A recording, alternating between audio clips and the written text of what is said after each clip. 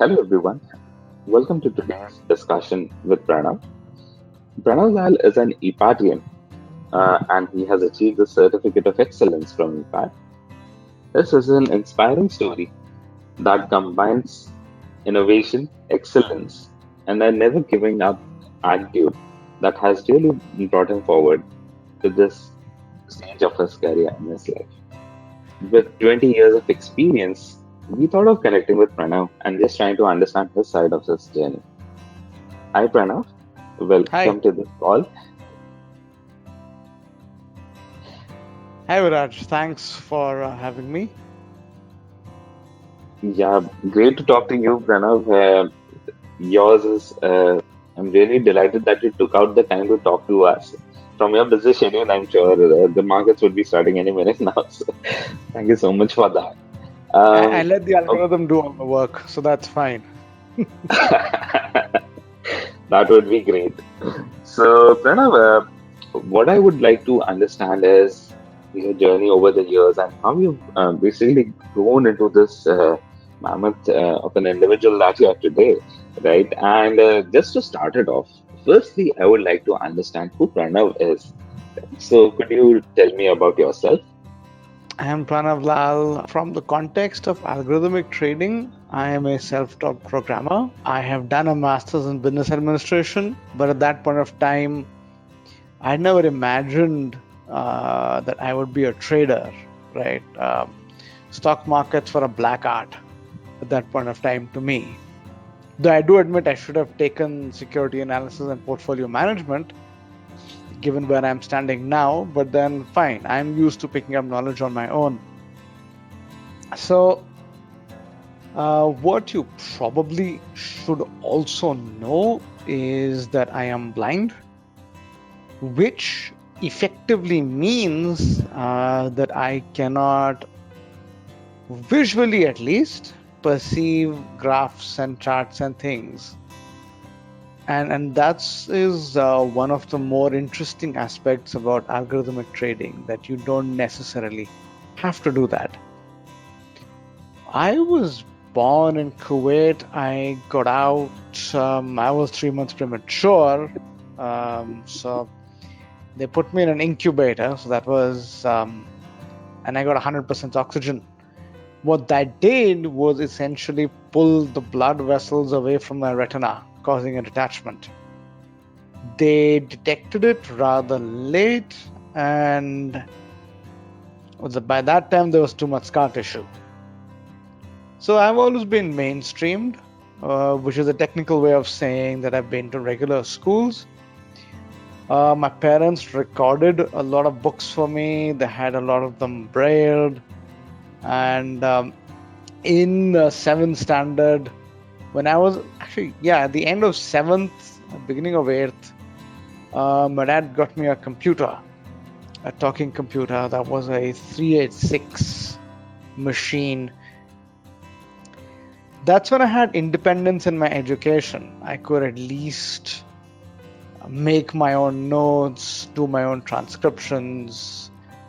My parents had my books, transcribed into electronic format. Somebody actually had to sit and type them in manually. So I did that. Now, the Indian education system didn't allow me to do science. And I used to listen to a lot of BBC, Voice of America, and so on. So I got very interested in science, but then I had to develop an interest in commerce, because at that time, when we are talking about the early 90s, it was very hard for someone living in India to do science.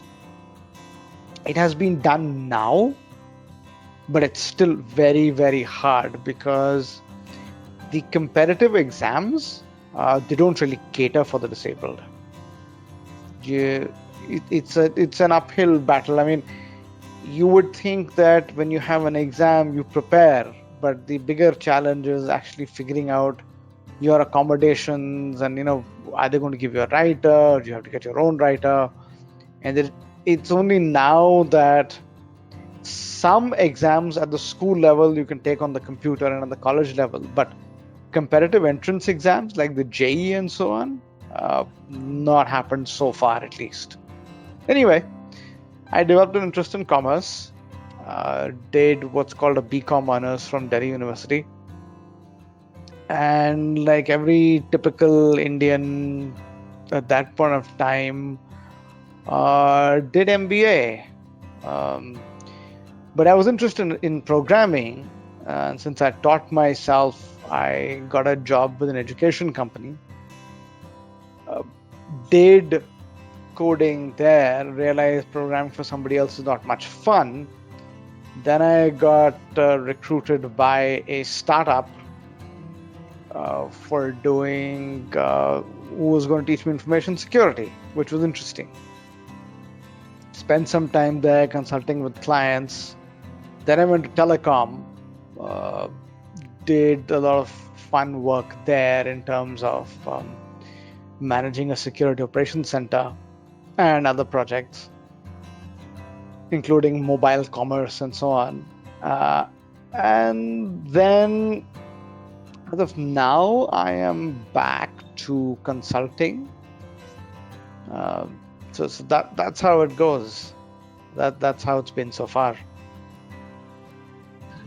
Thanks for sharing that, Pranav. That was quite an interesting journey that you've had over the years. And yes, I do get your points about the competitive exams and everything. And yes, I really look forward to that day when people are not measured impartially and things are more partial within the system. So I really look forward to that as well, because that's a great point that you raised there. Looking at your journey, right, Pranav, I can understand that your first love was the PCPH, and then slowly and steadily, even though you picked up commerce, even though you did MBA, somehow science came back into your life, right? You got into programming, you took up technology, and despite all of this, right, all the challenges that you faced, and I also tremendously respect that you chose to share your personal story with us. So I also appreciate the hard work that you must have put in through in all your education journey, your professional journey over the years. Now, despite having the challenge of vision, um, I could see that you're able to do photography. I could see that you have your own blog. I've even seen your TEDx video. And how is it that you make all of this possible? Right? I would like to know a bit about it all. Photography is a bit of a byproduct, actually. So what happened was, once I had the PC and I got into the internet, which was just before college. Those were the days when we had shell accounts of VSNL and so on. Right, the ones wherein you had the dial-up modem. So if you would pick up a call, the net would disconnected. That one, right? Exactly. Those that used to be live. A 6 MB download was an accomplishment, and that was Eudora version 3.5, which I downloaded over the Lynx browser. By the way, Lynx is still alive. You can put it on your average system. It's alive. Very much alive. Wow, I'll check it out. LYNX for our listeners and viewers, by the way. So, what happened was, so you remember the early 2000s? I got into B school in 2001.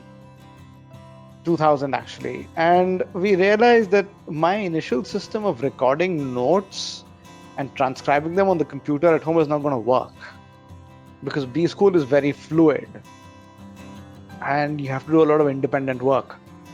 So got a laptop, and at that time webcams were the thing, and I was looking around generally, and when I discovered this piece of software called The Voice. It's made by a Dutch physicist, a Dr. Peter B. L. Meyer, and he said you can have some kind of vision, low vision. Like, oh, okay, this is interesting. So I had this free webcam which came with this Acer laptop, and I connected it, loaded the software, and lo and behold, the sound changed as I moved the camera. So there's a defined schema, and what that software does is basically it converts images to sounds. So the way it works is you're wearing headphones typically for the best experience, and the panning of the sound, like what you have in the movies, tells you where the object is on the horizontal plane. The pitch represents height, so the higher the pitch, the higher the object, and the brightness is mapped to volume, so the louder the sound, the better the object. Now this is what you decode in your brain and figure out what you're looking at. However, there's a little trick to this, which is that, see, everything in the brain, whether it's a signal from a stock chart or let's say the taste of ice cream, is translated into electrical impulses. Similarly, visual input is also translated to electrical impulses. Now, the schema that I have just described with the panning, the pitch, and the volume is converted to the same set of electrical impulses as you get from your organic eyes. So the brain says, hey, wait a minute, I'm getting these visual signals. So from that, it says, wait, I've got a special set of neurons to do this activity. So if you're congenitally blind like I am, your neurons are recruited for other functions, the visual neurons at least. But now what happens is these neurons are re-recruited to do vision. Now, therefore, at least that's how the theory goes, you have a form of vision. And how fast this re-recruitment happens is a function of neuron plasticity. Now, the thing to note here is that, yeah, it takes a fair bit of practice. The sounds are a bit complex. Now, as for the photographs, here's the advantage with an inorganic eye. I had to share what I was looking at because when I started looking, and even today, I have the vocabulary. I still don't know sometimes what I'm looking at because visual scenes are complex, right? And I'm not wearing the hardware 24/7. So I had to find some way of sharing what I was seeing with the world. And that's how the photography actually happened. And then I started blogging because, well, how do you share these photographs and my experiences? Started putting that on the blog. Wow, that is quite something, because over the years you identified that there were certain challenges that you're facing. Now that you started photography, you started blogging, you got into this whole domain of technology, right? And all of these things are finally intertwining with each other. So you're a TEDx speaker, and like you just mentioned, you worked with numerous technologies, right? So how did that happen? How did you get into giving a speech, and have things changed for you after that, or have people connected with you after that? How has it all worked out for you? Now, I share freely. I mean, if I'm working on a technology, I make sure I blog about it, I talk about it. So since I share freely, I become a little bit discoverable, and it's taken time. It's not something overnight. So since I have an interest in technology, I keep experimenting and I keep sharing. You also spoke about, over the years, how you've adopted to technology and other things. So, to be honest, friend, you're breaking stereotypes, right? If I can say so, you're somewhat unstoppable, right? Having achieved all these successes, you've probably learned, experimented, even gained quite some experience over the years, right? Uh, be it technology, be it finance, be it the world of trading, right? I'm sure that it would have a bit more impact. All of this information, all of this experiences would have a bit more impact on how you picked up trading over the years, right? You've learned technical skills, and that is how you're able to apply them. So now my next question comes to trading. So how would you put in your words, your journey over the years? I never dreamt I'd have a career in finance. Never ever dreamt. Finance was for somebody else. I understood math, but finance, I don't know what it was. For many years in my life, it was this very mysterious discipline. Then what happened? I realized that a job will only take me so far in life. This is because of people's stereotypes. It's because of probably how I am. A lot of other things. But it'll only take me so far eventually. I wanted to be independent, and I still want to be. So we said, what can we do? So that's when I looked at trading in 2011. That wasn't a very promising start because I didn't know much. Everyone looked at charts. I looked around, tried to figure out what's going on. Got a broker account, bought some stock, standard, buy blue chip. Okay, fine, buy blue chip. That portfolio is still alive, by the way. But I realized that typically how people trade through tapes and other things, I wasn't satisfied. I had books on investing, like Rule 1 investing. That was all long term. But I wanted cash flow. So at that time, I toyed with it for some time. Then toyed with it for a year and a half, left it for the time being. Now, life continued.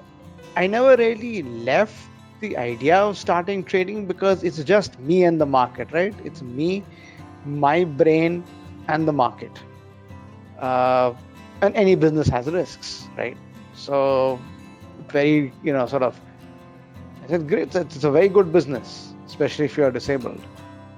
So, what do you do? I kept looking around. Then, I was discussing with a friend of mine, and he pointed me to this outfit called Astha. But unfortunately, those guys had no solution for me because they were all charts. And this is way back in 2021. 2020. So my dad did the course. I sat through some of his stuff. It's possible to do it scientifically, but these charts. Now, it's possible for me to use charts. I convert them to audio graphing, but it's a tedious process. You have to grab a CSV file of prices, load it into the graphing engine, hear the chart, then make a decision. It's all about candlestick patterns. Then I was exploring Medium when I saw that it is possible to get candlestick patterns and so on. And as I was exploring more, I found some QuantInsti blog posts. So that's actually how I found out about QuantInsti and trading. I said, oh, these guys actually teach this stuff. This is interesting. Your code made sense. Your blogs made sense. I said, okay, if I can understand their code, they can't be all bad. Somebody's got some sense somewhere. I said, okay, let's give them a call and find out what's what.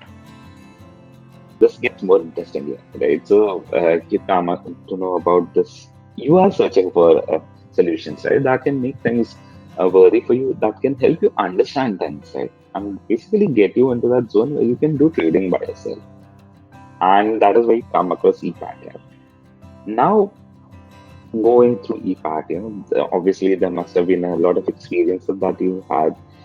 Obviously, your hard work has made you gain that certificate of excellence, right? You were the top scorer in the EPAT exam, and you picked up markets really well. To the fact that you're trading yourself today, right? You were just beginning off in algorithmic trading. You had just a broad idea of what it was, right? And Right. you had no idea about programming or a background in algorithmic trading. You had somewhat of a knowledge in statistics, right? But you wanted to learn to create and apply strategies, right? You wanted to understand the Yes. nuances of getting data, how to trade by yourself, right? And perhaps that is what led you to EPAT, right? So after doing all this research, after taking this decision to enroll in a course, and EPAT is a very brief, comprehensive course, right? 6 months, weekend lectures. Right. You're working as well. You're pursuing your hobbies. You're struggling with the challenges. And I would just like to understand what your experience at EPAT has been like, right? I was fortunate that I am a programmer, right? I can write code. So understanding how strategies were programmed was never a challenge. I needed market knowledge. Now, in EPAT,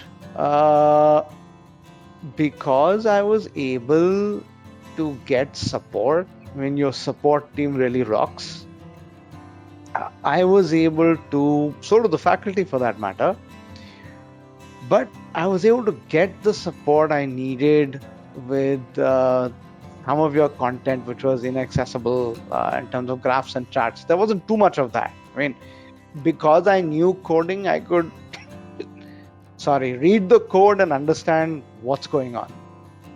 And most faculty are good at describing. If I needed something, I could always post to the chat box. My challenge with EPAT is you don't need, at least for me, I wish there was more textual content.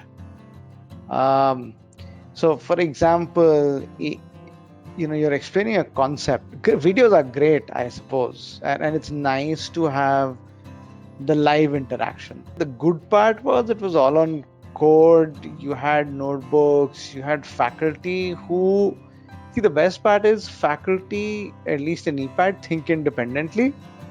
So they're able to give you answers. Okay. And I had one faculty even tell me that, look, I haven't done this myself, but you try this and this should help you. Now that is a tremendous boost. I mean, great, you haven't done it yourself, but you're saying it'll help. You've obviously given it some thought behind it. So, I really love that kind of independence, that there's no script per se that people have. I can do it now. I mean, the best thing is that as QuantInsti, you haven't let go. As you've said, it's a lifelong association. So we still get support through the alumni cell, because without that support, at least I would be floundering quite seriously. So that's EPAT was, of course, it's a very intense course, no doubt about it. Unless your family supports you, if you're living with family, it gets very challenging at times.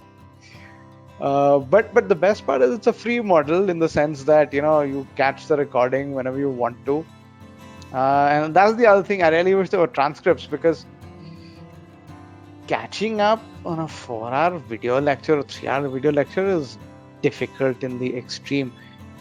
Give me the text, give me the code, I can pretty much figure out. And the fun part is you actually have people, you've got faculty in EPAT who you can emulate for this. So for example, if you look at code written by Vivek Krishnamurthy, for example, his comments, his notebooks are so beautifully commented that if you read them ahead of class, you can pretty much figure out what's going on. Okay, or Jay, for example, very straightforward and clean code. So that really helps. Okay, and of course, it's not that you're confined to one kind of faculty, right? You had some faculty from abroad and so on. I still mean to figure out options, which I will do a little bit later. But yeah, that's a good part. Very well said, Pranav. And I think that is also really helpful to us. So the first thing that you mentioned, your honest feedback, I really appreciate that because that is what will help us, get better, right? Unless and until you tell us that how your experiences have been, how are the ways that you think that we can improve, that will only help make things much better, right? We are already implementing your feedback, and yes, there are certain things in the works.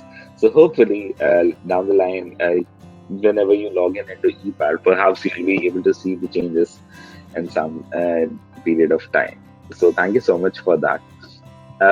You spoke about the faculty, and yes, we do try to make it the best experience possible for our students. And given that the feedback you've shared, I'm sure you'll pass it on to them, and they'll also be delighted to hear about your views on those things. So thank you so much for that. Um, Now, going ahead, right? You started with EPAT, you started learning, you are interacting with the faculty, you're doing the course. Now, you are using a number of technologies, right, to help you interpret what is on the screen, right? So, there might be some bit of software that might be required. So, if you're comfortable talking about it, could you talk about the tools that you use and how do you counter or manage things when it comes to learning? Any blind person uses a piece of software called a screen reader. Now, a screen reader is a piece of software that verbalizes what appears on the computer screen. Now, it's not exactly that way because the screen reader actually does a lot of work with system events, a lot of inter-program communication gets monitored and so on, and then it outputs what's actually happening on the screen. So what that does is, so for example, if I have a table on the screen, I am able to navigate through the table and it tells me the cell coordinates and the content of the cell. Okay, so there's a lot of work that happens. So suppose it's on the web, that table, it looks at the document object model in the browser, it figures out what it has to speak and so on. So you get a lot of these screen readers. You have the one I use is non-visual desktop access, NVDA, which is a free screen reader for Windows. You have Orca for Linux. You've got Narrator for Windows, which is by default. You have TalkBack for Android. You've got VoiceOver for iOS and so on. See, the best part about algo trading though is you are actually building your own platform. So you get so many charting you get a lot of charting software. You get a lot of charting websites also. Somebody told me about investing.com, or was it investment.com? Trading View is another one. You don't have to bother with any of those in algo trading, right? You can use them if you want to. We don't have to bother. That's not the core part of the course. You just have a nice command line Python code which you can write.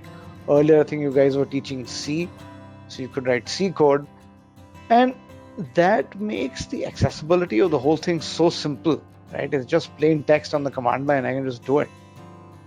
So that is another very attractive factor when it comes to algorithmic trading. Wow, that's quite a lot of things that you just unpacked there, Pranav, because even I wasn't aware that, these are the things that could be helpful to you. So let me tell you why I say that. So back when I was doing my post-graduation, my MBA, so that was the time when I actually did a project which was a part of the curriculum requirement. And I did a project on brain-machine interface, BMIs, or as it is called. And that Right. was when I learned about these things. So when I was doing watching your videos and other things, so that brought back those memories, and I was like, oh, is it? Are we? Is the technology so progressive these days that today you're able to actually implement these things? So back then I had heard about BrainGate, if I'm recollecting it right, and I think the Orion system that he used for vision and some of Yeah, these things. that Orion, those are all implant-based systems.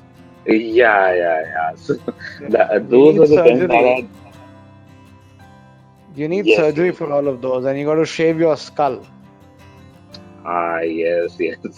So I remember thinking about that, and then I think I had also included in my project this magnificent guy, Dr. Hugh here, who was working on bionic limbs and BrainGate Ah, again, a neural interface system. And these people are so inspirational to me, right? Because when you read their story, when you see what they've achieved in their life, right, they basically found a solution to things, right? So, and you know what? If you look at even Elon Musk, when you look at his Neuralink project, right? So, even that is something that I hope will come up in the future. So, wherein they are planning again to put implants directly into your brain and connecting it with a smartphone app. That is the Neuralink project. So, yeah, a lot of interesting things seem to be happening in the sphere, don't you think? it certainly is, and it'll be interesting. I'm getting this really strange image in my head of a trader versus a current computer. If you have Neuralink really working, how fast can you really make a decision uh, with an algo? That'll be so much fun. You have Neuralinked traders and existing algo technology, and I'm wondering who's going to win. Yeah, absolutely. That's a wild idea. Also, if you just think over it, you will trip anytime. So that's quite something. Yeah, I think that would be interesting to see. So, Yeah, just buy, sell, and look at statistics. Buy, sell. Just two things you got to click. It's quite possible, ah, even with current technology, if you do a setup. absolutely. So, thank you for sharing that, Pranav. Um, Now, going ahead, what I would like to understand is what is your day like, right? You're learning, you're trading, right? You have a full-time job. So, how are things for you, and what is a normal day for you like? I start at 5 o'clock in the morning, so that's when all the strategy development and other work happens. And then, it's the usual exercise, and by 9ish, I'm at work, right? And then there is no boundary. So whenever that finishes, if I get an hour in the evening, half an hour, do review what's happened, have a look at my logs, there is anything, and that's typically how it goes. And then on the weekend, I do the serious development work. Uh, Again, as I'm a morning person, so as early as is possible, put in 2 or 3 hours on a Saturday morning or a Sunday morning. So that way, I get my time.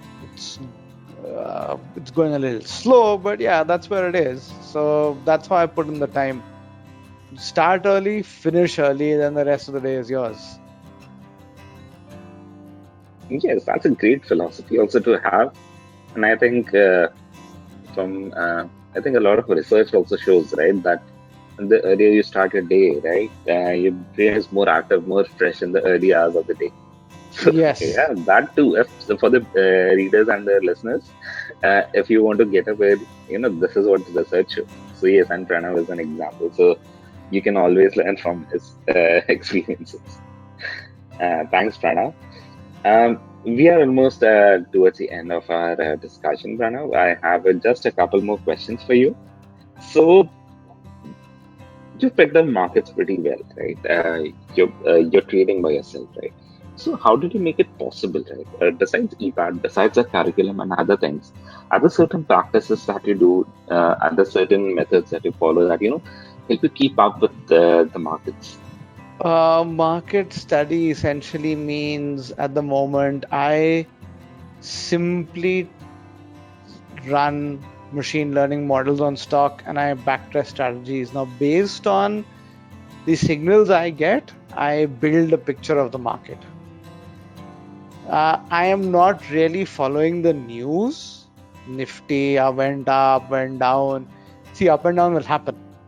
I am more interested in what my system is telling me at the moment. So I'm not really jumping onto the news-based trading bandwagon as of now. May do it a little bit later, but I'm sticking to, at the moment, price action and what the numbers are telling me. Okay. And the way I code my software, I do my best to ensure that I put in conditions that my program even tells me, okay, is this sideways? Is it bullish? Is it bearish? Tells me in words. If a stock is bullish, bearish, sideways, what's going on, and I have to adjust my frequency of time, of course. Timing is a big factor. So that's how I do it at the moment. I am open to suggestions. Absolutely. And I'm sure if you ever get any challenges, you can always reach out to us. The faculty and the support team at EPAT is always there for you, Pranav. So we are here in case you ever need any guidance. Now, talking about, EPAT, and you were the top scorer in the EPAT exam, right? So what our readers and our listeners would also like to know is, what's your secret? Okay, there's no secret, but it's an option I took. You've got to do those assignments, right? You got to practice coding, and B, you absolutely must do the project. Unless you don't do the project, you really haven't done the course. Because the project is where you apply exactly what you have learned, and you can keep applying after every class almost, depending on what project you're doing, of course.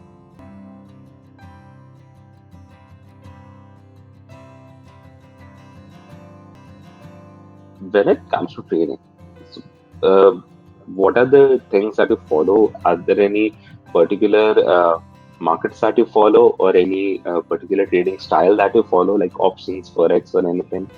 And how do you go about it? Like, you told me that you start your day very early in the morning, right?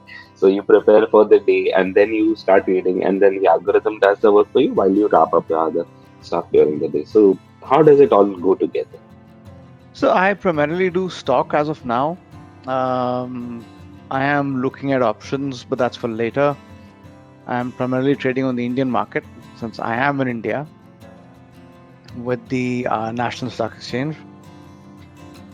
How I do is, so far I go with my backtesting results, and based on those results, I decide what to shop for. It's like, 5 days a week I'm going shopping, and the sell is something that I'm working on automating. So whenever the sell signal comes, that gets automated, that gets sold. Now, when to sell is something I am still working on. There are various approaches, but yeah, that's typically what happens.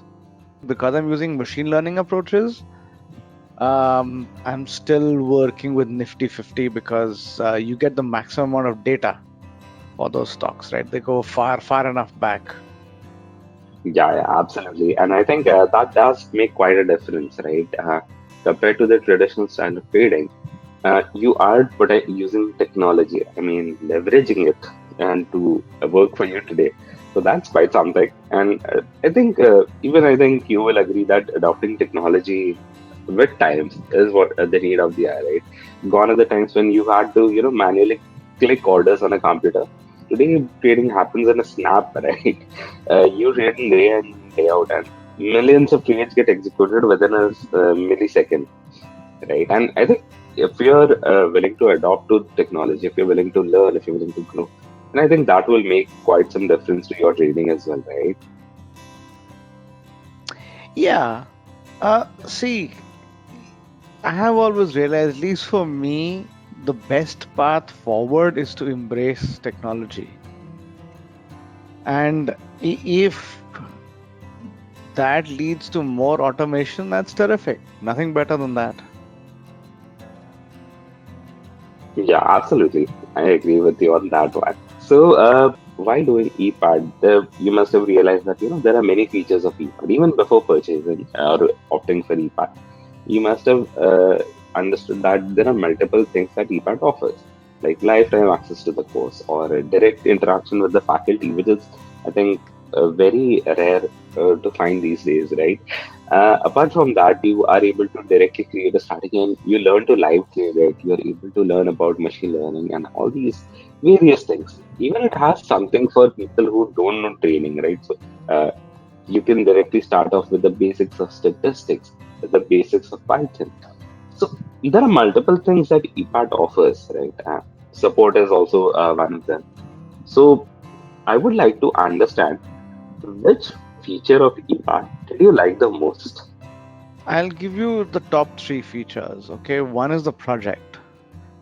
And I don't know why you haven't made it mandatory, but unless if you don't do a project, you haven't really done EPAT. The project, and that also gives you direct access to the faculty. Of course, doubt clearing and direct access is the second feature, and the third being the off the class support that you get both during and after the course. Because I'm glad QuantInsti has had this realization that the real fun actually starts after, when you sit down to apply and you say, oh, how am I supposed to get adjusted prices? I don't necessarily want to rely on Yahoo Finance. What am I supposed to do? And tiny stuff. It's in the devil is in the details, right? And then that's where you really need support. So those are the key features. A few years down the line, if you think that maybe I want to do EPAT again, you don't have to purchase it again, right? You have lifetime access. If you suppose you need some placement assistance, then we have a dedicated team who will help you out in that. So Yeah, those are the things that I think should be really helpful to you down the line as well. of course. I mean, that placement is not something I've used as of now, but I'm glad it's there when I need it. Yes, absolutely. Thanks for sharing that, Pranav. And now that we have achieved so much, right? You've done vlogs, you've done a TEDx talk, right? The people can only dream of doing, right? You're already doing photography, you're doing trading, right? You're into cybersecurity today. Now, I want to understand that going forward, what are your plans for your future? They are somewhat fluid. So I have to see how to combine three passions. Okay, information security, trading, and writing. So that's something I have to figure out. And I'm hoping I can get in a lot of travel, which would mean a lot of photography, right? More automation is certainly on the cards. Right now, I manually shop. I want to automate the whole shopping process itself. So a lot of automation, a lot of work coming from this for this Linux box that I have under my desk. But yeah, this combination of passions is something I have to work out. Wow, that's incredible. And anything in works on the lines of trading? I have to bring up my own desk. I have to start hitting the derivative segment. Right now I'm still in the cash segment. So yeah, that's the next step over there. And also, of course, some amount of consistent cash flow and profitability, right? So those basics have to still be put in place. What I've understood is that you have this incredible dedication to your craft, right?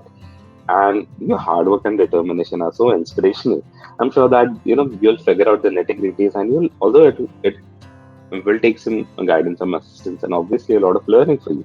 I'm sure that you'll be able to accomplish that as well. So all the best for that. Thanks.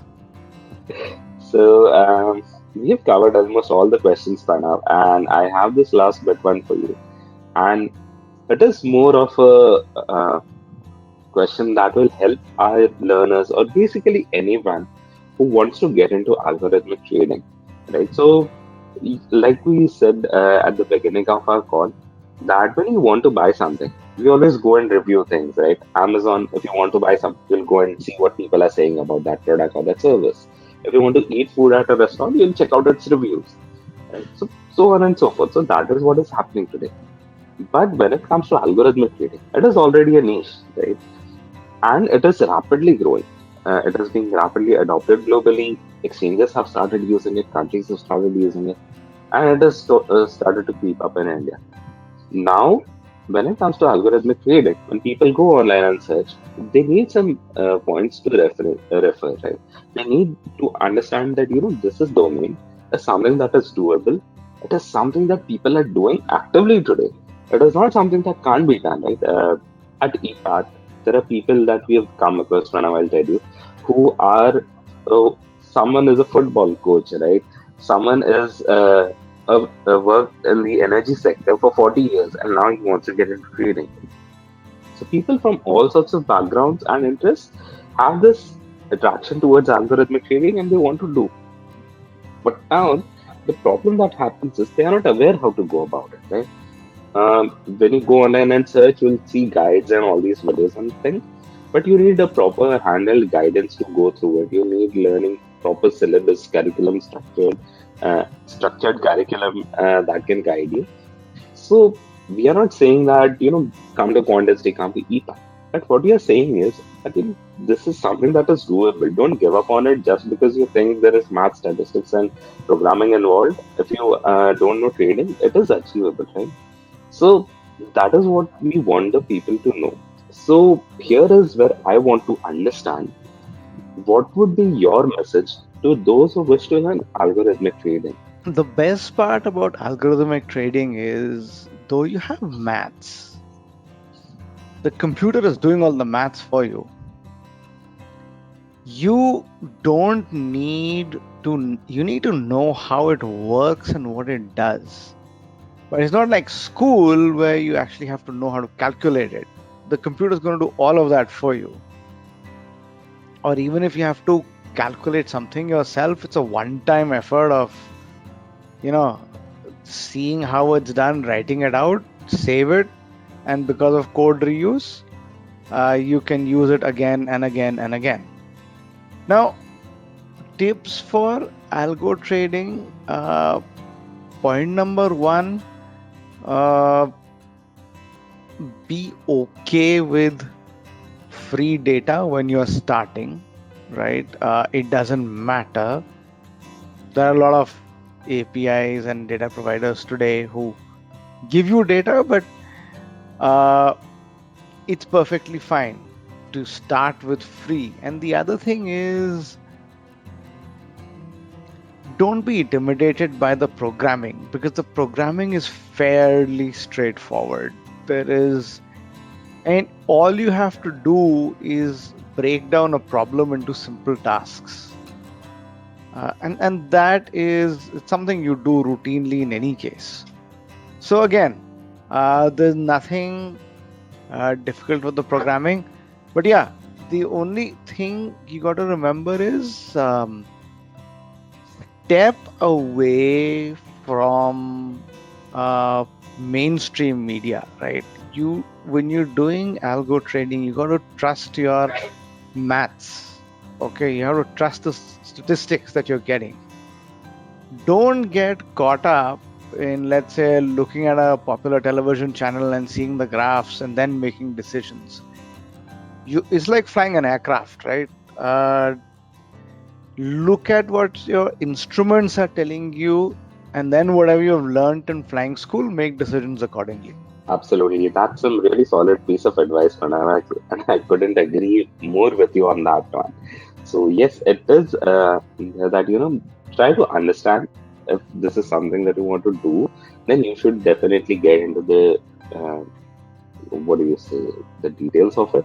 You should, and we also, I think many of our readers, many of our viewers will also agree that, this is something that people have been doing for a while, right? So, um, it is not something that it can't be done. It is just that you need to understand what it is and how to go about it. And perhaps that might make a lot of difference to you. Give yourself a little time. Okay, it won't come immediately, but in there are aspects of the market I still don't understand. Okay, but give yourself time, which is hard to do, but it is like any other craft, right? You don't Mhm. become a doctor in 6 months, right? You don't learn, let's say, origami or music in 2 months. You've got to give it time. You got to give it some focused attention. But the point is, you can learn on your terms, and that's the important thing. Very, very said, Pranav. Um, Apart from this, Pranav, when it comes to having the right set of knowledge, like we spoke about, or having the right set of skills. So you've done your BCom, then you went on to do an MBA. Then you've also done a networking Linux course from Cisco Academy. And I think you're a CISSP professional, Yes. certified professional, right? So, how does all this knowledge, people might have some different backgrounds. Like someone might have done simply a BCom, someone might be have done a PhD in suppose machine learning or AI or something. Right? So when it comes to education, certification, and all these things, so what sort of role will they help in people when they want to get into this domain? Let me put it this way. There's no point in my listing of, how one domain built on the other or something like that. No. Uh, these are fairly disparate domains, right? I am a self-taught programmer as well, which certainly helped, right? Some of these other things, like from Cisco and so on, I knew how to do networking, so I didn't really need any help to set up my trading infrastructure. But having said that, the point is you need to know how to synthesize knowledge from different domains, right? Uh, so I'm not reading balance sheets right now, which is something I learned in BCom and in B school, but I at least understand how business works. But having said that, irrespective of your education, okay, uh, you have to apply basic principles, right? And as long as you can synthesize knowledge across domains, you're fine. You can come in from a total scratch in algo trading. The only thing is you'll have to put in a little more work because you'll be learning two things. You'll be learning programming and you'll be learning the markets. Now, sure, we introduce people to programming and in QuantInsti and all that happens, but if you don't know programming, you'll have to put in a little bit more work. All the material is there, the assignments are there, but you just have to put in a little bit more work and don't be afraid of the machine. Don't be afraid to make mistakes. Absolutely, and I think that should be really helpful to our readers and listeners as well. So thank you so much for sharing that, Pranav. I'm sure this will be really helpful to everyone. And I would like to say that it has been a pleasure talking to you. Your journey has been so inspirational for me. I think I'll keep listening to the recording time and again whenever I want to get into something. So that has been really incredible talking to you. Uh, from what I could see from your videos or articles, it just shows a certain side of it. So it's a photography article when you talk about photography, but I'm really happy to be able to talk to you and try to get to know you as an individual and as a human being. And it has been incredible talking to you. Thank you so much for your time. And Thanks. I wish you all the best for your future, Pranav.